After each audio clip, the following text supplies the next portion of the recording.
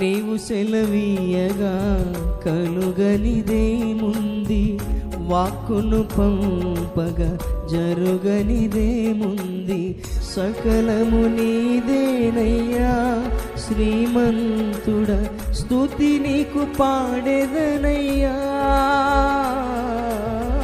సకలము నీదేనయ్యా శ్రీమంతుడ, స్తుతి నీకు పాడెదనయ్యా. సమకూర్చువాడవయ్యా నీ పిల్లలకు, సమకూర్చువాడవయ్యా.